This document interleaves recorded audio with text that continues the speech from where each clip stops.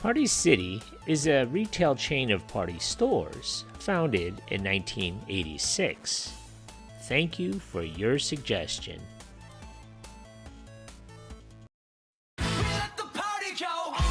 Hosting Thanksgiving is easy with Party City. I saved on everything.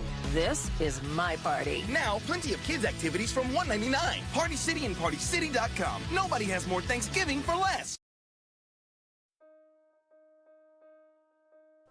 Party City was founded by Steve Mandell, the son of a retailer who grew up dreaming of opening up his own store. From 1972 until 1986, Mr. Mandell served as president of the Marketing Group, an independent sales representative firm that handled such items as school supplies, stationery, and party goods. He recognized that party goods was highly fragmented with a lot of small mom-and-pop operations, a large number of retailers carrying limited supplies, and no big players dominating the market. Mandell decided to specialize in the business when he struck out on his own to realize his long-cherished goal of running his own retail operation. In 1986, after scraping together $125,000, he opened a 4,000 square foot store in East Hanover, New Jersey, naming it Party City. The operation was immediately successful, and within a year, Mandell started planning for a second location.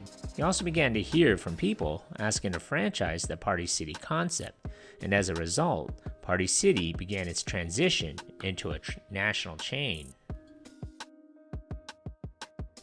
After his first year in business, Mandell also decided to concentrate on Halloween, so that in 1987, a quarter of his store was turned into a Halloween costume warehouse, a trend that would continue in the years to come. The move proved highly successful and led to the company's ongoing focus on the holiday, and the major impact that the month of October would have on the company's bottom line. Year-round, Party City stocked an inventory of Halloween costumes, if for no other reason than to make customers aware of the items for the next Halloween season.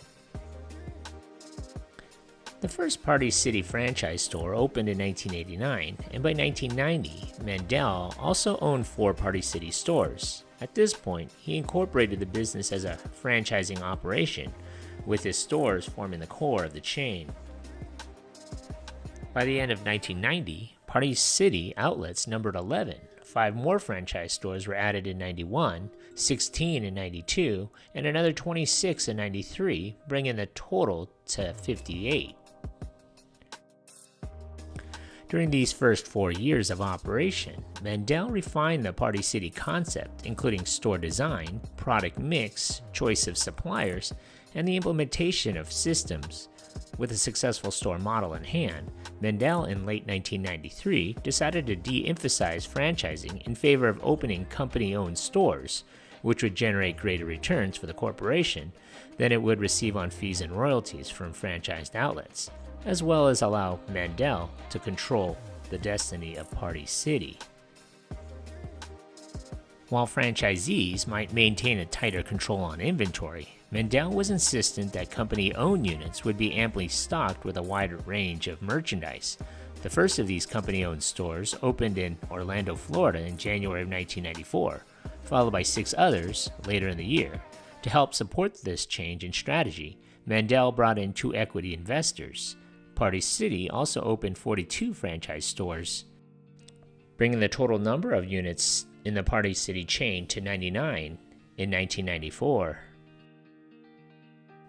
Party City was clearly trending up. Strong growth continued in 1995 as 9 more company-owned stores, as well as 35 new franchised operations, were added to the chain. Revenues for the year totaled $23 million, with net profits approaching $1.3 million. Mandell now talked about a chain of 1,000 stores and made plans to fuel further expansion by taking the company public, a move welcomed by a number of investors who saw Party City as a possible category killer, the huge store phenomena spawned by Toys R Us and emulated by other retailers, including Office Depot and Home Depot. In March of 1996, Party City completed its initial public offering, selling 1.7 million shares at $10 each, netting $15.1 million. By the end of 1996, the chain reached the 200 mark in units, with the opening of 20 company-owned and 32 franchise stores. A worsening situation came to a head in March of 1999 when the company announced that it was unable to conduct a year-end inventory of its stores or complete its 1998 audit, and was therefore unable to comply with SEC filing regulations. Management blamed the failure on turnover in the finance department, which prevented the company from installing a new inventory tracking system made necessary by its rapid growth. Stock prices took a dip, resulting in Mandell stepping down as chairman and CEO.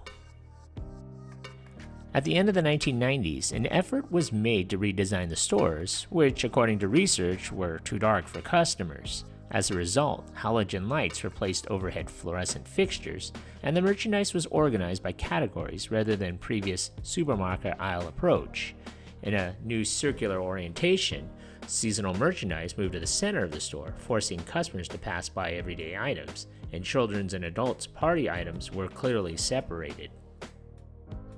The changes gave rise to a new prototype for a Party City store, one with high-energy colors and vivid signage, and merchandise organized according to category zones such as kids' parties, grown-up parties, party basics, costumes, and cards, as well as an inviting area where balloons were inflated.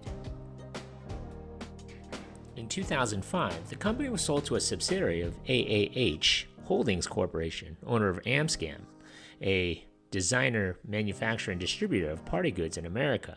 Amscan then went on to acquire the party retailers Party America in 2006 and Factory Card and Party Outlet in 2007. Both retail chains began to operate under the Party City network, thereby making Party City the largest party supplies retailer in the United States. With Amscan's 2011 acquisition of American Greetings Design Wear Party Division, Party City added licensing agreements with Nickelodeon, Sesame Workshop, and Hasbro. They also became a licensee for the MLB, the NBA, the NFL, the NHL, and the NCAA party products and balloons.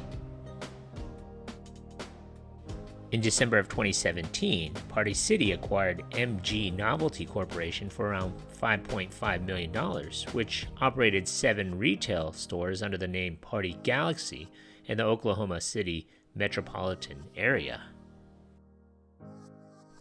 In June of 2018, Party City announced that it would open around 50 Toy City pop-up stores beginning in September of 2018 alongside its Halloween City stores.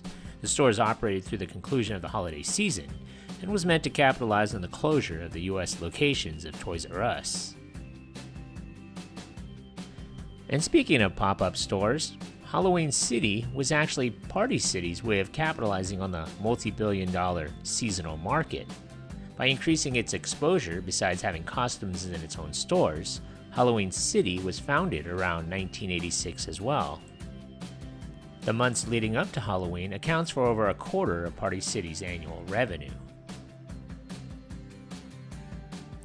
In May of 2019, it was announced that the chain would be closing 45 locations to help optimize our market-level performance, focus on the most profitable locations, and improve the overall health of our store portfolio. On January 17, 2023, Party City Holdco Inc. filed for bankruptcy, weighed down by the confluence of factors including the pandemic and changing consumer behavior. The move is part of an attempt to restructure and reduce the company's debt. The company secured $150 million in financing that will allow it to keep its stores open and operations running. The move will help the company complete an expedited restructuring to reduce its debt that should be done by the second quarter of 2023.